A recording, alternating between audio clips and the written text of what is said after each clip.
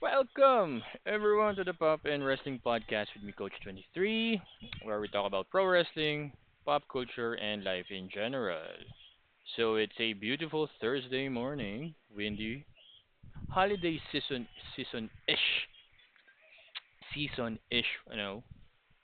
uh, climate. Yeah.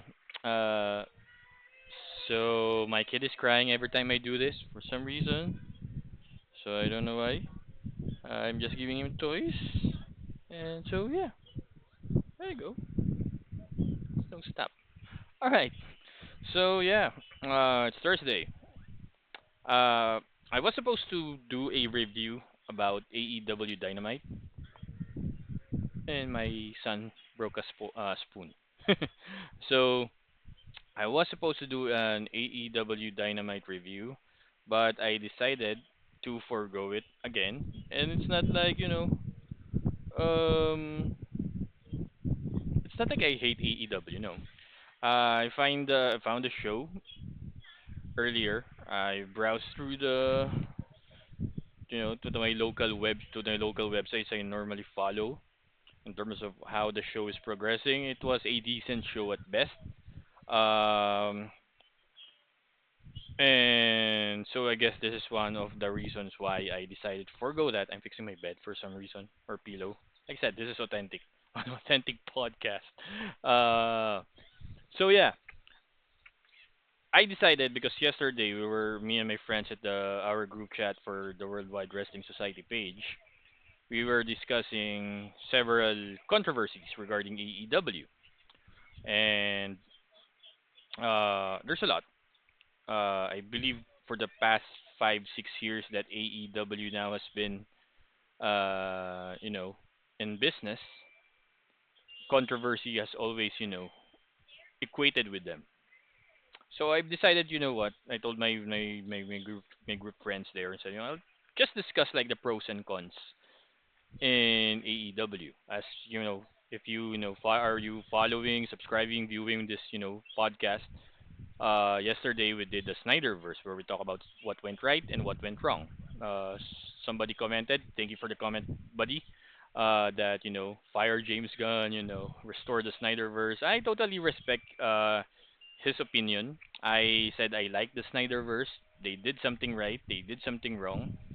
But in the overall business aspect, we're just fans. We're just going along with the flow. We pay those studios to show us the business that they're doing. I'm still not even sitting. I believe in James Gunn. I believe in James Gunn that he will do justice to the DC universe or the DC studios that he's creating with Peter Safran. So far so good with him. He did well with the Suicide Squad. He did well with Peacemaker, and now coming next week will be the first animation program from DC Studios, Creatures Commando and Max. I'm looking forward to it, and that because it's all connected now. It's all connected within them.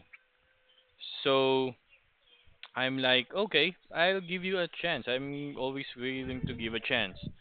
So it's basically for me the same thing about pro wrestling, about AEW.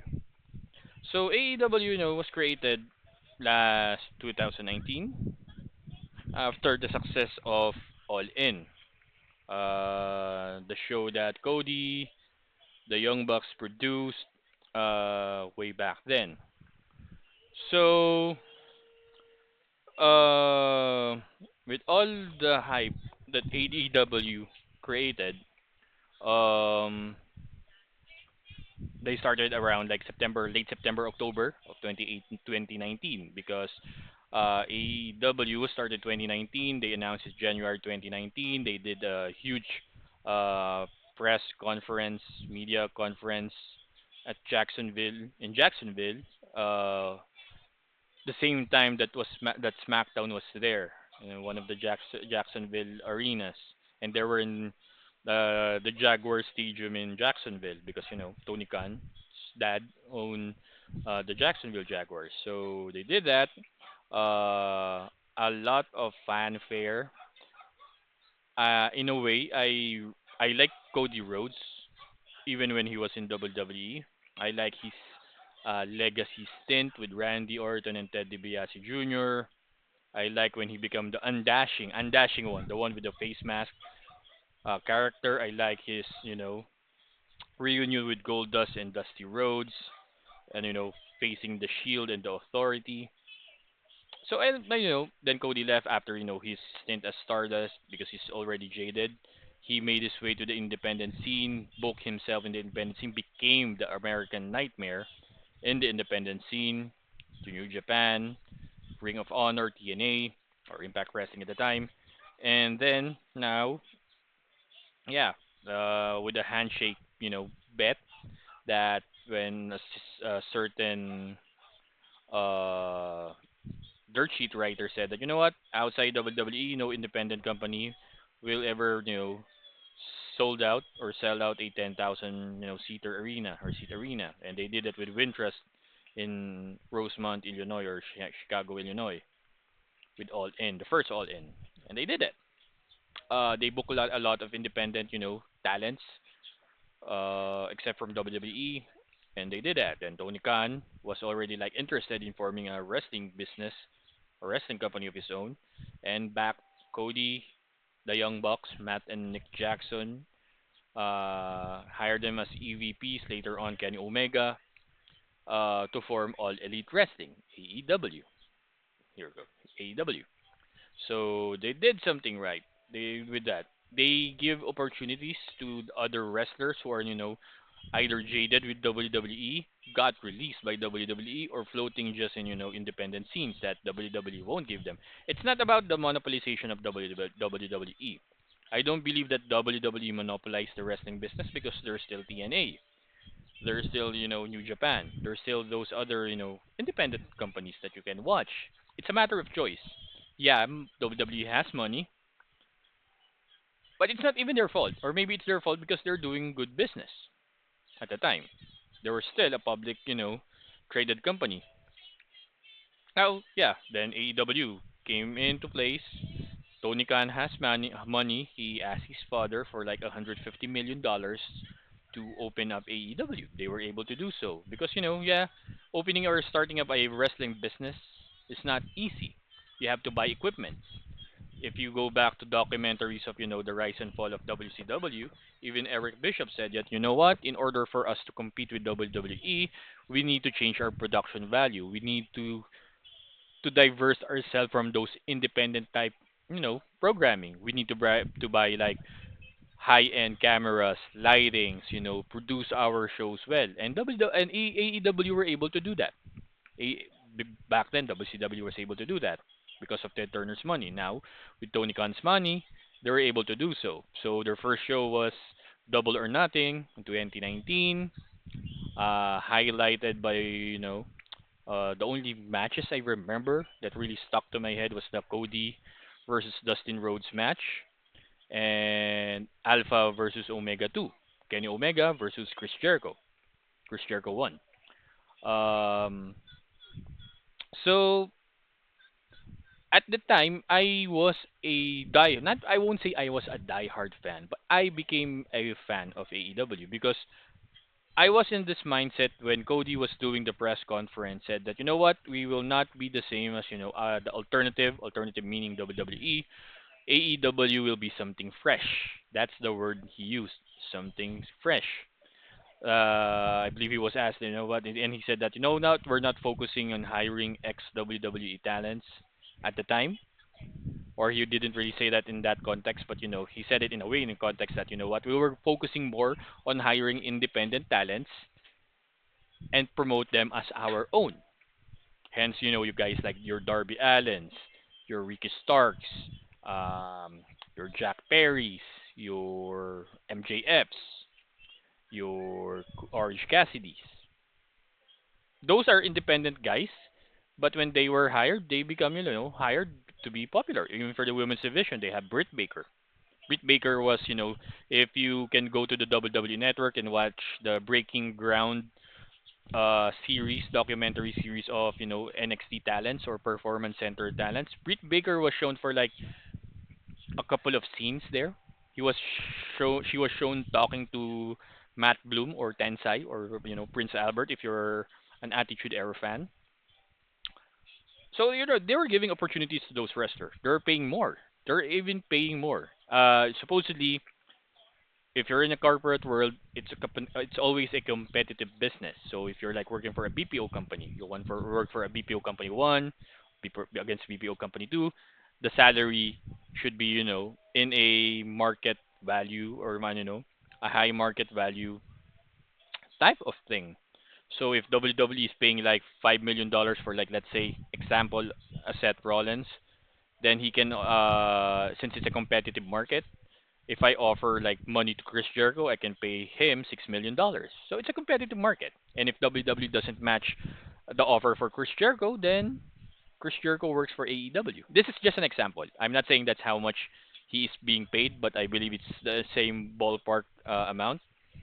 So yeah, Double or Nothing happened, and it was like okay, I they were even like saying in the press conference that AEW will be like a sports-based type of company, like a New Japan Pro Wrestling. They have the wins and losses, which in my mind, wins and losses in a pro wrestling environment it's not necessarily a good thing because everybody knows that pro wrestling is scripted. It's predetermined. So it's just like, yeah, I'll give just Chris Jericho 10 wins straight, then have him a title match. Yeah, it doesn't mean because it's already like it's already like announced that it's predetermined. It's like yeah, this will happen, this will not happen. It's booked that way. Then yeah, okay, it's good. I when I saw Double or Nothing, yeah, I can see the promise of these shows. And then along came with other shows. Then they announced that they will be signing with TNT, Turner Networks. I wasn't surprised about that because WWE has close ties or have close ties with companies like Disney, Viacom with Spike TV back then, of course Universal for them with Universal.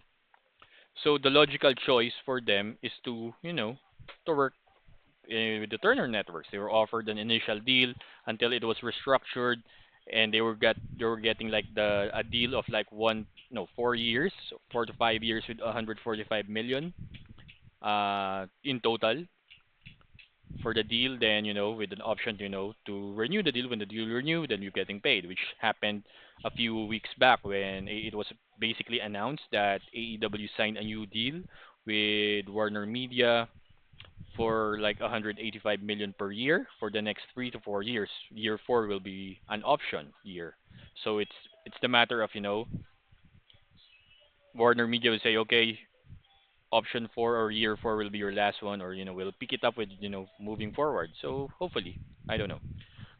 So, but then again, I was a fan of AEW. When I say I'm a fan, I regularly watch it every week, or at least read the reviews, watch highlights in YouTube, because here in the Philippines we don't have a channel for AEW unless you go to to your streaming sites, and like I said, YouTube, and watch and go to the websites to see to check the highlights or whatnot. But I still watch them regularly because well, I like I said, my favorite wrestler for AEW is Kenny Omega. I liked him in when he became like the top guy in New Japan Pro Wrestling and beyond. But before that, I don't like Kenny Omega at all. But when he became, the cleaner and the leader of the Bullet Club at the same time, then that became okay. Kenny Omega will be the face that should AEW should be promoting. Even no offense to Cody and Chris Jericho. So for a year one, year two, maybe year two and a half, I was a fan because the only comment I normally give for AEW is that they don't have an identity of their own. How can I say it? And people will say it's pro wrestling. What do you mean identity? ECW was a hardcore cult following company. WCW was like the pro wrestling company way back in the 90s against WWE's sports entertainment PG type storyline. AEW decide that what, let's get elements from those companies and make it our on our own, which is fine, I guess. If you're you want to be in the industry or in a business, it's fine. It's like Jollibee or McDonald's. McDonald's was the first one. Jollibee was like, we can copy, not really copy, we can, have that logic of what McDonald's are doing or is doing back then when Jollibee was created here in the Philippines. So AEW, in my mind, they have the concept, let's get the production value of WWE, how they're being presented, and they did that. Let's get the element of WCW of being like a pro wrestling company. It's all in ring action. It's all, yeah, pure in ring action. If a WCW fan, you get what I'm saying because back then WCW was the wrestling programming, the cruiserweights to the mid cards and some aspect of the mid card talents of them back then, they can flat out wrestle. And let's get the element of hardcore style wrestling from ECW and have that underdog cult following. They presented themselves, AEW presented themselves as an underdog for pro wrestling when they started, even if they're backing by the son of a billionaire. He may be a billionaire. Even Shahid Khan said that he's a billionaire. My money will go to him. But that's that story for another day. But yeah, WWE back when 2019 when they first known that AEW will be created. I believe this is Vince McMahon. I'm not saying this is. It's just what I think based on the my observation at the time. Vince McMahon is not afraid of competition. Vince McMahon is not afraid of popular talents going to other companies. Case in point, Hulk Hogan and Eric Bischoff. When they left WWE in the mid 2000s, they were hired by TNA, and they even tried competing in a Monday night, riddle with WWE. Didn't work. So it's like Vince McMahon doesn't believe. Yeah, he believes in on his top talents like The Rock, Stone Cold Steve Austin, Hulk Hogan, Undertaker. But I believe the reason he was like a little bit, i- icky or a little bit scared when AEW, was started 2019 because it's being backed by a billionaire, a person willing to spend more. Emphasize on that. A person who wants to spend more than him. Because of course, if you're working for a corporate structure, especially if you're public traded company, your mission is to spend less as much as possible to earn more. And if I'm a Batman fan, my favorite line in the Batman Hush comic book or graphic novel is like, in order to earn money, you have to spend money. And that's what WWE is doing. They are spending money, but they're just trying to spend less to earn more. Because like I said, public traded company. No investor want to, to lose money, if you know what I mean. Smell what I'm cooking.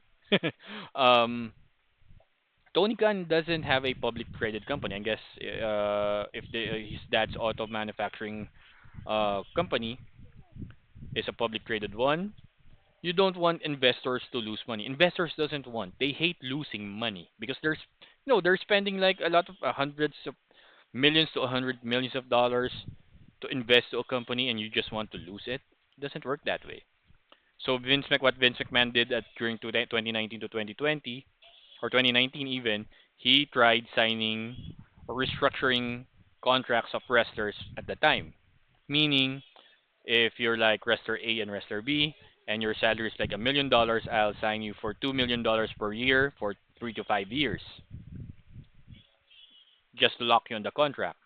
Then I guess when AEW debuted, and he saw like, their debut when AEW debuted in October 2019, it's still their highest audience yet, 1.4 million in viewership. And Vince McMahon said, I guess and this is the mindset of WWE and Vince McMahon at the time. They're not that challenging. They're not a challenging challenger brand yet, and it's okay. Then pandemic happened. WWE released talents here and then. Though even those people that they signed or restructured the contracts for a longer time, and they, you know what? Okay, you can go. So yeah, some of them like went even to AEW. 2019, the high-profile name that you were signed by AEW beside Cody Rhodes was Chris Jericho, and Dean Ambrose from WWE, now known as John Moxley, which was is his previous name in the independent scene. So it's like okay, hiring Chris Jericho, hiring Cody, hiring John Moxley, Dean Ambrose. It made sense. Why did it make sense? Because you need a bigger name. It's like opening a it's like starting a basketball team and you don't have like a star player. This is also again I'm going to cite an example, 2018 or 2019. Lakers signed LeBron James. If not, they don't even have a star player at all. A big name. You need to have a big name if you're going to start a company or a team, especially in the entertainment business. So I told, yeah, John Moxley was good, Chris Jericho was good, Cody Rhodes was good. Those are, even if you ask me, I only need those three guys to build this company around, and say that you know what, I have ex WWE wrestlers that can showcase their talents with AEW with the newer names. And this is something went something drastically wrong. EVPs were assigned. Cody Rhodes was an EVP, and according to him, it doesn't really have an too much say in the creative scene compared to the Young Bucks, who are also the EVPs, and Kenny Omega, who were, I believe, handling the women's division at the time. That's what he said. He and Brandy Rhodes, his wife, were handling like the brand name or how to make AEW bigger as a brand name. That's because, like I said, you have your John Moxley, you have your Chris Jericho. Cody Rhodes didn't even want to have the main event scene, but let me be the face of the company in terms of corporate or business terms. And they did that. But something went wrong along the way. Like I said, I've been, AEW for quite some time. Like, okay, they're starting to lose much more identity than they don't even have when they even started. So I'm like, okay, something is terribly wrong because they're hiring now. And then, like I said, it's fine for the wrestlers, and this is for the wrestlers. When I say for the wrestlers, they're giving opportunities to the wrestlers to get paid and to still have a job in a bigger market audience.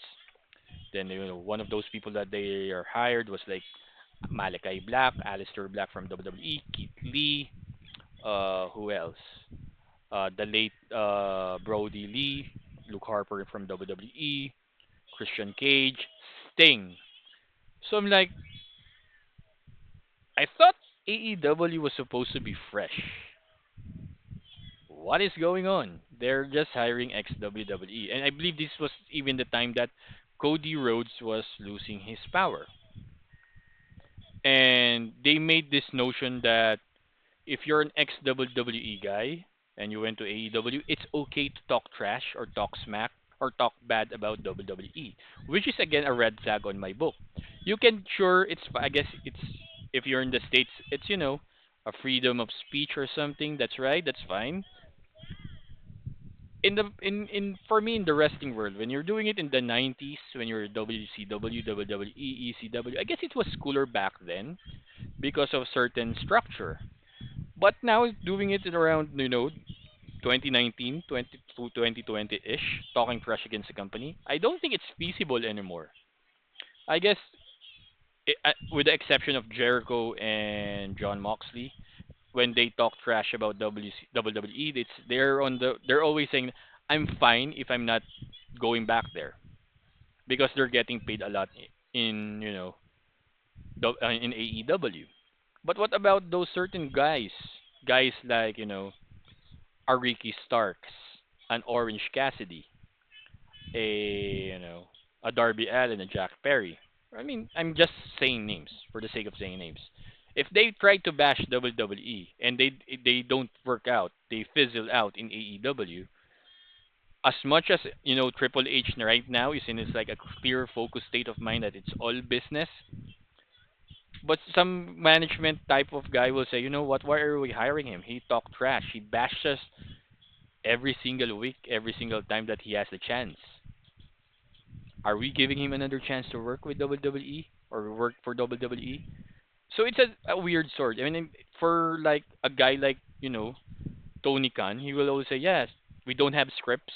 Say everything you want." And this is another red flag: giving wrestlers too much freedom. It's okay to give them freedom or get their output, I believe that's what WWE is doing right now with the wrestlers. Provide me an output. Let's work it out. Hence, the great feud of the Bloodline, the storyline of Bloodline, Cody Rhodes' story, Drew versus Punk, CM Punk versus Seth. They have the structure of like, what are you going to say? Okay, say that. Let's say that. But with AEW, they're more on like, okay, it's fine. Say anything you want. And this is one of the red flags of AEW. Ricky Starks went last year at the Royal Rumble to watch Cody win. Somebody leaked the footage of him, in Cody's bus.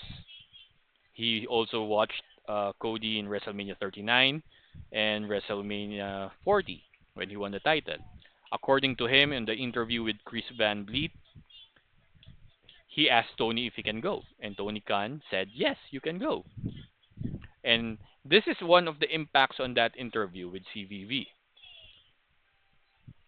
Tony Khan said, "Yes, I can go.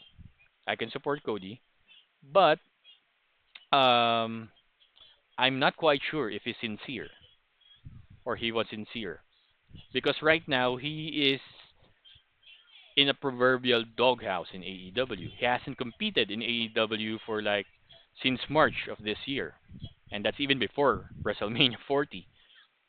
So it's like I have no idea. Why am I here? I'm not injured. I'm healthy. I'm working out. I'm booked to work on independent scenes, and I don't know what's happening. Um, I'm just putting out the controversy that's AEW right now. I'm saying that much probably save some more positives, maybe probably tomorrow or maybe in the new next few episodes. I'm just putting out the controversy of what's happening and my opinion about it. And yeah, I mean, it was like I was like, huh, yeah, that is weird. Why isn't he being used? My best guess is that I might be judging Tony Khan, but he wasn't really sincere. Because why are you going to an enemy camp? I'm going to give you cite an example in a bit. Then he was a heel, or he is a heel. Ricky Starks is a heel, a bad guy. And there was a promo battle between him and Brian Danielson last year in Collision with Adam Copeland, formerly known as Edge. He made the comment about Edge, hey, don't look at me with your bug eye. And Edge was obviously like upset or pissed, and it was like he was stuttering, stammering, like, yeah, yeah, yeah. You would just watch. You just wear your rock light, clothes. Yeah, you vanilla midget. He called Ricky Stark a vanilla midget, and I was laughing at the CVV interview that Ricky Stark said, I if I was a heel, then then just tell me I'm a great heel because I believe he people were upset back then during that promo. I'm like I was doing a great heel work, and he was a great heel when he said that, and he didn't even said anything bad about Adam Copeland said with a bug eye because Edge has like big eyes, and he was called a vanilla midget that according to him is really like 1999 2000 pro wrestling parlance when guys like Kevin Nash and Scott Hall called Chris Benoit and Eddie Guerrero like vanilla midgets, and I was laughing at Ricky Starks like when he said that I could have said I'm black, which is funny. I'm like okay, and I was like well he was black, he's black, or I guess he's part African American or something, but yeah. It's about Tony Khan's pettiness, and it's fine. It's part of the contracts, I believe, of wrestlers right now that if you get injured, because most of the time, if a wrestler is like injured for a company, even WWE, and he's out for like 3 months, WWE has the option to use that 3 months to extend the contract. So it's like I have one more year remaining, and I got injured in that remaining months, so 9 months. I can add WWE can add 3 more months, and the AEW is doing that with Ray Phoenix as well. I believe Ray Phoenix is out for 9 months, and they're extending his contract for 9 months. And it's not they're not even using him as a talent or an honoring talent, but they're paying him because it's a guaranteed money. So I guess it's pettiness on the management side of AEW, of what's happening right now. It's one of the red flags that they have or controversy. One of my buddies from one of the podcasts in abroad said that he wished that WWE and AEW have this contract or the wrestlers contract that if I'm not using you for a certain amount of time, you can go anywhere. You can have your release immediately. It's like with I can go with an example right now. I guess I can add like two more minutes. It's like with Sony and Marvel. They have a contract with Marvel or Sony and Marvel that if you have within like a span of 3 to 5 years, a Spider-Man, a direct Spider-Man movie has it been made by Sony, the rights of Spider-Man goes back to Marvel. That's why right now they're planning of they're still on the collaboration of Sony and Marvel Studios to shoot Spider-Man next year, Spider-Man 4 with Tom Holland, because it's a co-production, a co-produced movie. So I guess that shout out to you, Ben Allison from Wrestling Republic. He's a smart dude. He's younger than me, way younger than me. I believe he's 22.